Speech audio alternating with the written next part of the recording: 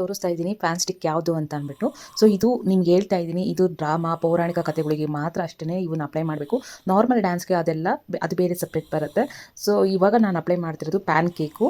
PAN ಕೇಕ್ನ ತೊಗೊಂಡ್ಬಿಟ್ಟು first ನೀರಲ್ಲಿ wash ಮಾಡ್ಕೊಂಡ್ಬಿಟ್ಟು ಒಂದು ಬೌಲ್ ಇಟ್ಕೊಂಡು ಅದರಲ್ಲಿ ಮತ್ತೆ ಇನ್ನೊಂದ್ಸಲ ಡಿಪ್ ಮಾಡಿ ಅದಾದಮೇಲೆ ನೀರಲ್ಲಿ ತೆಗೆದುಬಿಟ್ಟು ಈಗ ಪ್ಯಾನ್ ಕೇಕ್ದಲ್ಲಿ ಇರುವಂಥ ಪೌಡರ್ದೆಲ್ಲ ಅಪ್ಲೈ ಮಾಡ್ತಾ ಇದ್ದೀನಿ. ಸೊ ಫುಲ್ಲು ಅಪ್ಲೈ ಮಾಡಬೇಕು. ಪ್ಯಾನ್ ಸ್ಟಿಕ್ಕು ಸ್ವಲ್ಪ ಡ್ರೈ ಆದಮೇಲೆ ನೆಕ್ಸ್ಟು ಪ್ಯಾನ್ ಕೇಕ್ನ ನಾವು ಅಪ್ಲೈ ಮಾಡಬೇಕಾಗುತ್ತೆ. ತುಂಬ ನೀಟಾಗಿ ಮಾಡಬೇಕು. ಸ್ವಲ್ಪ ನಿಮಗೆ ಕಚ್ಚಿ ಪಿಚ್ಚಿ ಅನಿಸುತ್ತೆ, ಅಯ್ಯೋ ಫಿನಿಶಿಂಗ್ ಸಿಗ್ತಾ ಇಲ್ಲ ಅಂತ ಅಂದ್ಬಿಟ್ಟು. ಹೌದು, ಸ್ಟಾರ್ಟಿಂಗಲ್ಲಿ ಹಂಗೆ ಆಗುತ್ತೆ. ಬಟ್ ಸ್ವಲ್ಪ ಒಂದು 2-3 ಟೈಮ್ಸು ಪ್ರಾಕ್ಟೀಸ್ ತೊಗೊಂಡ್ರೆ ನೀಟಾಗಿ ಬಂದುಬಿಡುತ್ತೆ. ಪ್ಯಾಚಿ ಎಲ್ಲ ಕ್ಲಿಯರ್ ಆಗಿಬಿಡುತ್ತೆ. ಸೊ ಪ್ಯಾಚಿ ಬರಬಾರ್ದು ಅಂದರೆ ಈ ಥರ ಟ್ಯಾಪ್ ಮಾಡಬೇಕಾಗುತ್ತೆ. ಮುಖದ ಮೇಲೆ ಟ್ಯಾಪ್ ಅಂದರೆ ಸೊ ಈ ಥರ ಪಟ್ ಅಂತ ಟ್ಯಾಪ್ ಮಾಡ್ತಾ ಇದ್ದರೆ ಹೊಡಿಯೋದು, ಅಂದರೆ ಜೋರಾಗಲ್ಲ, ಅದರಿಂದ ಏಟಾಗಲ್ಲ, ಟಪ್ ಟಪ್ ಅಂತ ಮಾಡೋದಷ್ಟೇ. ಟ್ಯಾಪ್ ಆದಮೇಲೆ ಕುತ್ತಿಗೆ ಭಾಗ ಎಲ್ಲದಲ್ಲೂ ಆಯಿತು. ಈಗ ಒಂದು ಲೂಸ್ ಪೌಡರ್, ಇದು ಬಂದುಬಿಟ್ಟು ನಾನು ಲ್ಯಾಕ್ಮಿ ಪೌಡರ್ ಹಾಕ್ತಾ ಇರೋದು. ಆಲ್ಮೋಸ್ಟ್ ಎಲ್ಲರ ಹತ್ರನೂ ಇರುತ್ತೆ ಲ್ಯಾಕ್ಮಿ ಪೌಡರು, ಅದನ್ನು ನಾನು ಅಪ್ಲೈ ಮಾಡ್ತಾ ಇದ್ದೀನಿ. ಸೊ ಬ್ರಷಲ್ಲಿ ಕ್ಲೀನಾಗಿ ಅಪ್ಲೈ ಮಾಡ್ಕೊಂಡ್ಬಿಡ್ಬೇಕು ಕ್ಲೀನಾಗಿ. ಸೊ ಕುತ್ತಿಗೆ ಭಾಗ ಕಿವಿ ಹತ್ರ ಎಲ್ಲ ಅಪ್ಲೈ ಮಾಡ್ಕೋಬೇಕಾಗುತ್ತೆ ನೀವು. ಸೊ ಹಿಂಗೆ ಮಾಡ್ಕೊಳೋದ್ರಿಂದಾಗಿ ಕ್ಲೀನಾಗಿ ಫಿನಿಶಿಂಗ್ ಸಿಕ್ಬಿಡುತ್ತೆ.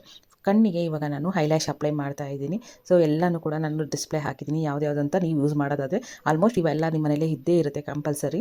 ಈಗ ನಾನು ಐಬ್ರೋಗೆ ಕಾಜಲ್ ಮಾಡ್ತಾ ಇದ್ದೀನಿ. ಐಬ್ರೋ ಕಾಜಲ್ಲು ಬಂದುಬಿಟ್ಟು ಸ್ವಿಸ್ಬಿಟ್ಟಿದ್ದು. ಸೊ ಇದನ್ನು ಅಷ್ಟೇ ನೀಟಾಗಿ ನಾವು ಡೌನಿಂದ ಅಪ್ ಹೋಗಬೇಕಾಗುತ್ತೆ. ಸೊ ಯಾವಾಗಲೇ ಆಗಿ ನಮ್ಮ ಐಬ್ರೋಸ್ ಹೇಗಿರುತ್ತೋ ಅದೇ ರೀತಿಯಾಗಿ ನಾವು ಮಾಡ್ಕೋಬೇಕಾಗುತ್ತೆ. ನಮಗೆ ಐಬ್ರೋಸ್ ಮಾಡ್ಬೇಕಾದ್ರೆ ಹೇಗೆ ಡೌನಿಂದ ಅಪ್ ಹೋಗ್ತಾರೋ ಅದೇ ರೀತಿ ಮಕ್ಕಳು ಐಬ್ರೋಸ ತರಬೇಕಾಗುತ್ತೆ ನಾವು. ಸೊ ಅವ್ರ ಐಬ್ರೋಸ್ ಇದೆ ಅಂತ ಅದೇ ನೇರವಾಗಿ ನಾವು ಯಾವತ್ತೂ ಮಾಡಬಾರ್ದು. ಐಲೈನರ್ ಅಷ್ಟೇ ನಾವು ಕಣ್ಣಿಗೆ ಹಚ್ಚಬೇಕಾದ್ರೆ ಟೈಟಾಗಿ ಕಣ್ಣತ್ರ ಇಟ್ಕೋಬೇಕು. ಹಾಗೆ ಇಟ್ಕೊಂಡ್ರೆ ಲೈನ್ಸು ಕ್ಲೀನಾಗಿ ಬಂದುಬಿಡುತ್ತೆ. ಇಲ್ಲ ಅಂತಂದರೆ ಲೈನ್ಸ್ ಸಿಗೋದಿಲ್ಲ.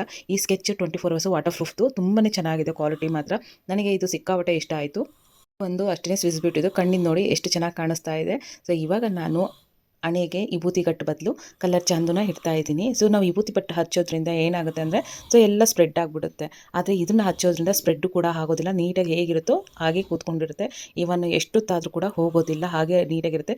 ಬ್ರಷ್ ಬಂದುಬಿಟ್ಟು ನಾನು ಪೇಂಟ್ ಬ್ರಷ್ನ ತೊಗೊಂಡಿರೋದು. ಆಲ್ಮೋಸ್ಟ್ ಪೇಂಟ್ ಮಾಡೋ ಬ್ರಷು ನನ್ನ ಮಗಳು ಯಾವಾಗಲೂ ಪೇಂಟ್ ಮಾಡ್ತಿರ್ತಾಳೆ, ಅದರಲ್ಲಿ ಒಂದು ಬ್ರಷ್ನ ನಾನು ಎತ್ತಿಟ್ಕೊಂಡಿದ್ದೀನಿ. ಅಷ್ಟೊಂದು ಬ್ರಷ್ ಇದ್ದಾವೆ, ಒಂದು ಕೊಡು ಅಂತ ಅಂದ್ಬಿಟ್ಟು ಅದರಲ್ಲೇ ನಾನು ಅವಳಿಗೆ ಮೇಕಪ್ ಮಾಡ್ತಾ ಇರೋದು. ಸೊ ಫೈನಲ್ ಆಗಿ ಎಲ್ಲ ಆಯಿತು. ಫ್ಯಾನ್ ಹಾಕ್ಬಿಟ್ಬಿಟ್ಟಿದ್ದೀನಿ, ಪಾಪ ಅವಳಿಗೆ ಚಳಿ ಆಗ್ತಿದೆ. ಸೊ ಅದು ಆರ್ಕೊಳ್ಳೋಷ್ಟೊತ್ತಿಗೆ ನಾನೇ ಮಾಡ್ತಿದ್ದೀನಿ, ಮೂಗಿ ಮೇಲೆ ಹೈಲೈಟ್ ಮಾಡ್ತಾ ಇದ್ದೀನಿ. ಇಲ್ಲಿಗೆ ನಾವು ಗೋಲ್ಡನ್ ಕಲರು, ಆಲ್ಮೋಸ್ಟ್ ಮೇಕಪ್ ಬಾಕ್ಸಲ್ಲಿ ಗೋಲ್ಡನ್ ಕಲರ್ ಇದ್ದೇ ಇರುತ್ತೆ. ಸೊ ಅದು ಶೈನಿಂಗ್ ಆಗಿರೋದನ್ನ ಮೂಗಿ ಮೇಲೆ ಹೈಲೈಟ್ ಮಾಡೋದು. ಈಗ ಬ್ಲಷ್ ಮಾಡ್ತಾ ಇದ್ದೀನಿ ಪಿಂಕ್ ಕಲರ್ ಆಗಿ. ಹಣೆ ಮೇಲೆ ಆರಿದೆ ಒಂದು ದೊಡ್ಡದಾಗಿ ಸ್ಟಿಕ್ಕರ್ ಇಟ್ಟೆ. ಈ ರೀತಿ ಎಲ್ಲ ಮೇಕಪ್ ಮಾಡಿದಾಗ ದೊಡ್ಡ ಸ್ಟಿಕ್ಕರ್ ಇಟ್ಟರೆ ಮಕ್ಕಳಿಗೆ ತುಂಬ ಚೆನ್ನಾಗಿ ಕಾಣಿಸುತ್ತೆ, ಒಂದು ಲಕ್ಷಣವಾಗಿ ಕಾಣಿಸುತ್ತೆ. ಮಗಳಿಗೆ ಬ್ಯಾಂಗಲ್ಸ್ ಎಲ್ಲ ಹಾಕಿದೆ. ಹಾಗೆ ಕತ್ತಿಗೆ ತಾಳಿ ಬೇಕಲ್ವಾ, ಸೊ ಅದಕ್ಕೆ ನಾವು ಒರಿಜಿನಲ್ ಹಾಕೋದಕ್ಕಾಗೋದಿಲ್ಲ. ನಾನು ಕಾಲಿಗೆ ಕಟ್ತಾರಲ್ವ ದೃಷ್ಟಿದಾರ ಅಂತ ಅಂದ್ಬಿಟ್ಟು, ಅದಕ್ಕೆ ಇವಾಗೆಲ್ಲ ಟ್ರೆಂಡಾಗಿ ಬರ್ತಾ ಇದೆ ಕಾಲಿ ಕಟ್ಟೋದಕ್ಕೆ ಡಿಸೈನ್ ಆಗಿ ಮಣಿ ಎಲ್ಲ ಹಾಕ್ಬಿಟ್ಟು. ಸೊ ಅದನ್ನೇ ನಾನು ನೋಡಿ ಹುಡುಕ್ಬಿಟ್ಟು ತಾಳಿ ಥರನೇ ಶೇಪ್ ಬರೋ ಥರ ಹುಡುಕಿ ತೊಗೊಂಬಂದು ಅದಕ್ಕೆ ಸ್ವಲ್ಪ ಬ್ಯಾಕ್ ಸೈಡು ಥ್ರೆಡ್ ಎಲ್ಲ ಕೊಟ್ಟು ಈಗ ಅದನ್ನು ಮಾಂಗಲ್ಯ ಸರ ಥರ ಹಾಕಿದ್ದೀನಿ. ನನ್ನ ಪೇಜ್ನ ಫಾಲೋ ಮಾಡೋದನ್ನ ಮರಿಬೇಡಿ.